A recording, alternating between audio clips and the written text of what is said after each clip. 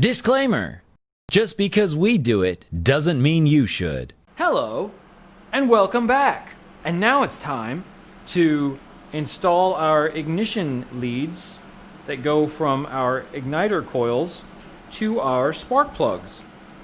Now, what I've already done here is I have designated the left and right ignition coil, not magneto. And you see here we have four plug points on the ignition coil. And so we have 1, 2, 3, and 4, and those correspond to our cylinders. I've also labeled the cylinders 1, 2, 3, and 4. And the idea is that basically from each igniter coil is going to be connected, or each port on here is going to be connected to each cylinder. So you're going to have, redundancy between them. Oh, that's a cool view. I just noticed how it kind of comes in like that. That's pretty cool.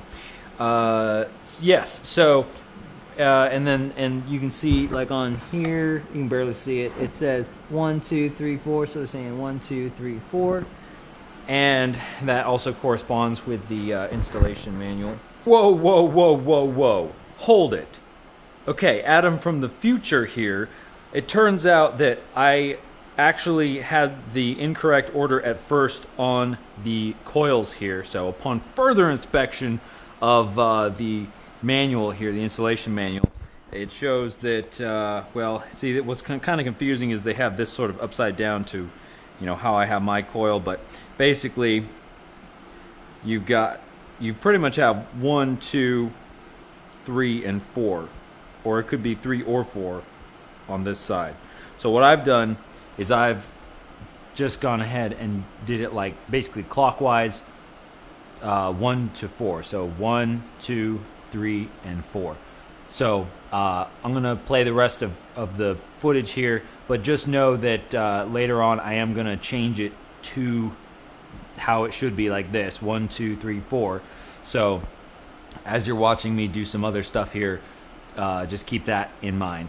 Let's continue. And let's see. Yeah, so I think what I'm going to do right now, because it seems to make the most sense, I know there's other ways of doing it, but this makes sense to me, is that we will have the right coil connected to the right hand spark plugs on each cylinder. So if you're looking at, like if you're looking at the engine from the side, like you would be if you're working on it, you're going to have the right hand spark plugs are going to be connected to the right hand coil. And then over here on the left hand side of the airplane, but we're looking at the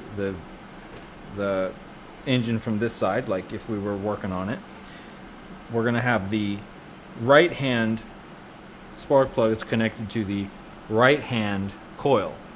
It just seems to make sense to me, because then that way if you're looking at it, it's not like, oh well, let's see, because then it would be like, okay, the left, because you could have both of them, like one of them be forward and one of them be aft, but then you'd have to remember which one's which. This way they're already left and right sides of the airplane. So same with the left hand coil. I keep saying magneto, so you might catch me saying magneto because I'm used to saying magneto, but these aren't magnetos. The left hand coil is going to go to the left hand spark plugs if you're looking at it from this side, and left hand on this side. So I don't know, I might decide to do it differently, but that seems to make sense to me and seems easy to remember it that way. So the first thing I'm going to do is cut all of my wires to about the right length and feed them through this little wiring grommet thing right here. Let's get started. First, I should just point out the stuff that I'm going to be using here. We've got the wire. We have the spark plug side of the plug and of the the ignition lead, and then we have the igniter coil side. And these should be very simple to, relatively very simple to make, like a lot simpler than a typical ignition lead for a typical aircraft engine. And then we have these little guys right here, and there are, let's see, 1, 2, 3, 4, 5, 6, 7, 8. So I better not screw any up, because they only gave me 8. So I guess UL Power has great faith in my abilities because they only gave me 8. We're using just wire cutters and pliers and stuff, and then we're gonna solder the little connector things on there.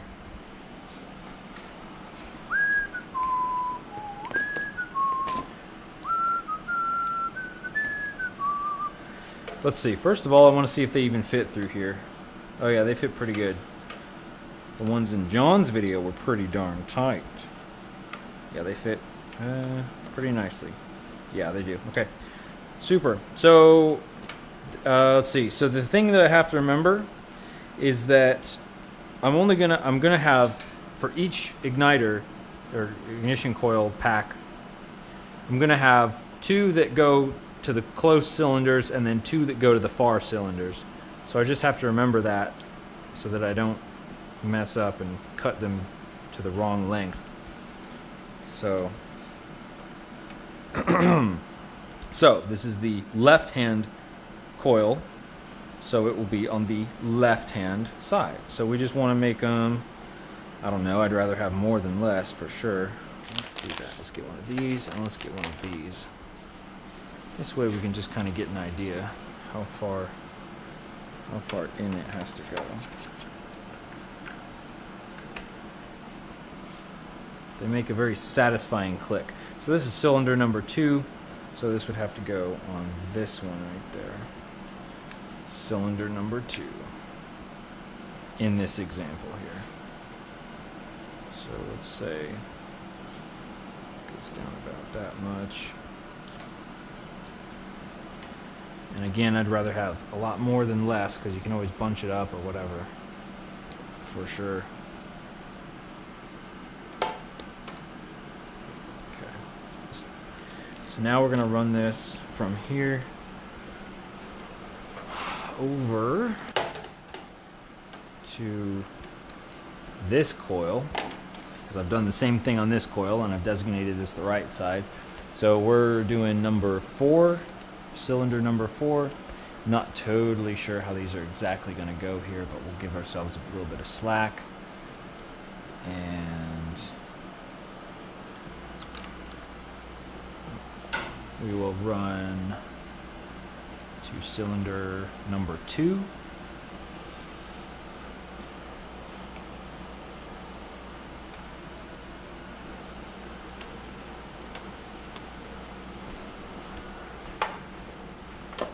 And this is the right hand mag, so I'm going to put it coil.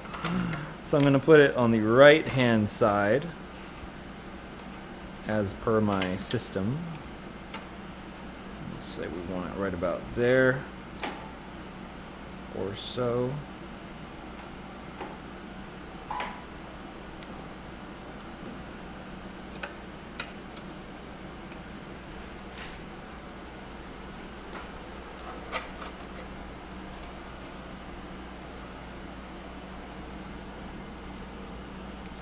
Going to go right about there. And again, I also want enough slack so that if I mess up a cable end and I have to redo it, that I won't totally that the entire length won't be too short, and I'll have to, well, that I'll be short on cable, because it'd just be a pain having to get more of this stuff. Okay, so those ones are done. So what I can do now is, let's see here. Let me make some more marks. Hopefully this won't be too confusing. So what I'm going to do is I'm going to say these 2, it's pretty obvious I guess, but these 2 are going to go, so we've got, so I'm doing left hand because I'm talking about the actual left hand, the left side of the engine. Which I guess is obvious because I have the 2 and the 4, now that I just think about it. Okay, cool. But anyway, so then these are obviously shorter, so they will go to the other one. So, okay, I guess I don't really need a label anymore. Because we know, because we've got 2 and the 4. We've got 2 and 4. So the idea is we have 2 down there and 4 up there. And then we have The long ones going to the other side, short ones going to this side. Great. Now, I'll do the same thing on the other side. Alright, so look at that. We finished that up with, shoot, I don't know, probably 8 feet to spare. And then I'll just pull this whole thing out of here. Okay, now I'm going to just take these out and put them here on the bench, and then I can construct everything. Ta-da! I have the left-hand side harness done, so I just did that. It was a little bit trickier than I thought it would be, actually. But I actually do have quite a bit of slack in the leads, which I'd rather have a little bit of slack than not enough length at all.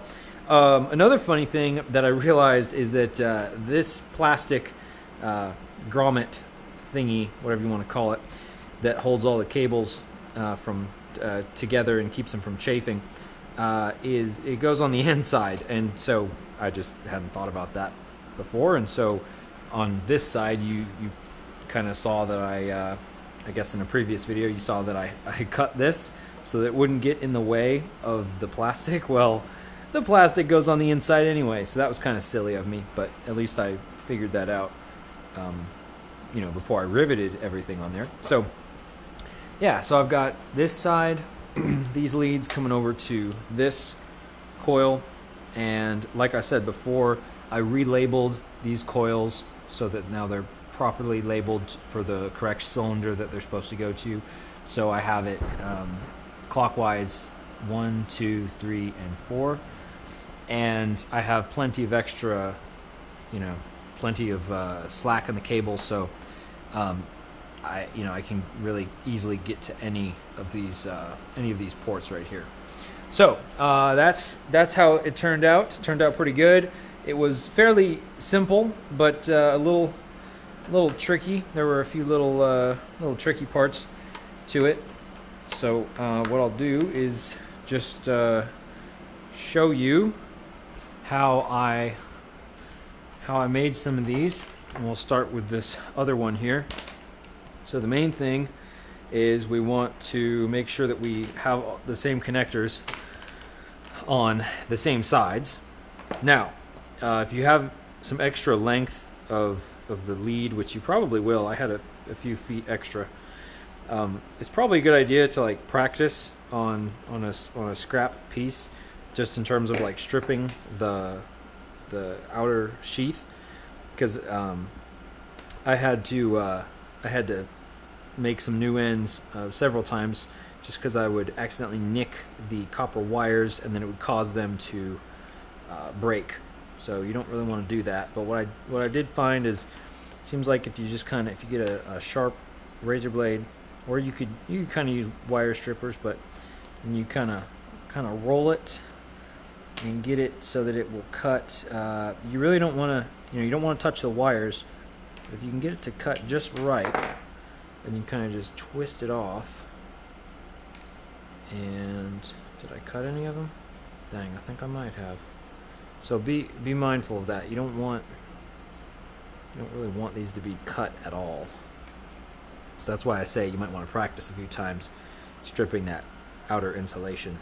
So we'll take this little guy right here, and I'm going to strip, I don't know, maybe a 1/4 of an inch or so. Strip the insulation off by just cutting the outer sheath. I don't want to cut the rest of it.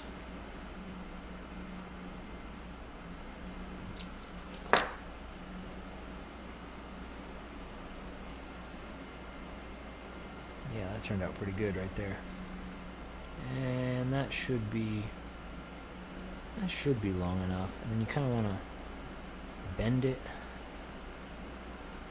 down, and then like so it has like an L. I'm not sure if that's really, no, I'm not happy with that. Hang on, let me strip off a little bit more.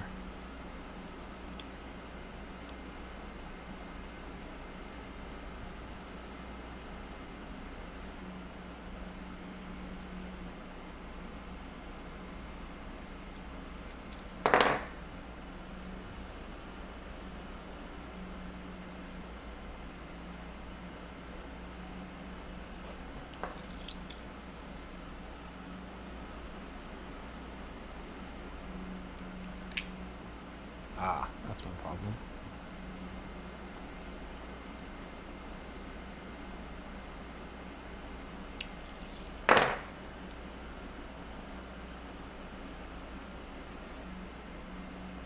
There we go. So we'll kind of bend it down, and then like kind of an L so that it's sort of flat right along the bottom of that. And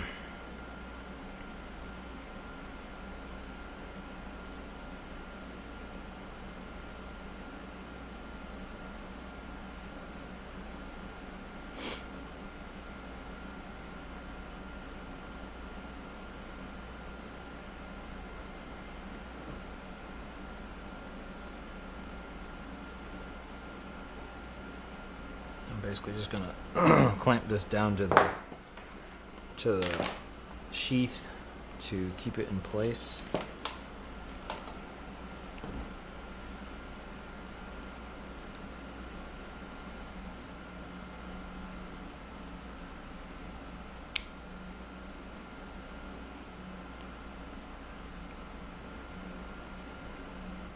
So it's held on pretty good right there.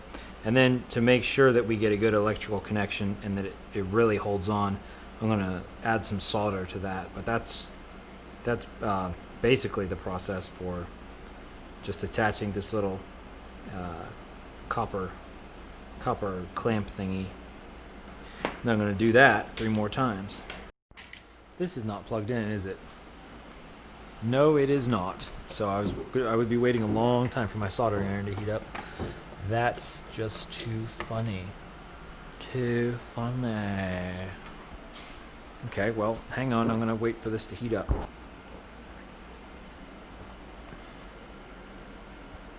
All right, let's get some soldering going on. You might hear some banging sounds. Don't mind that. So what we're going to do is we're going to solder this baby. I got my soldering iron, which is just basically just a super cheap soldering iron thing. You could get one of these at Harbor Freight for like $10. Got a rather large tip on there because we're going to need to heat this up a decent amount. Got some solder. This is the stuff I'm using, rosin core. It's a 6040 solder. And we are just going to heat this part up. Don't heat it up too much, otherwise you'll melt the insulation. We're going to heat this up. Add some solder to that baby. There we go. That's better. Yeah, that's real good. Okay, cool. Yeah, so just like that, and then we'll have a nice physical and electrical bond with that solder. So that's real good.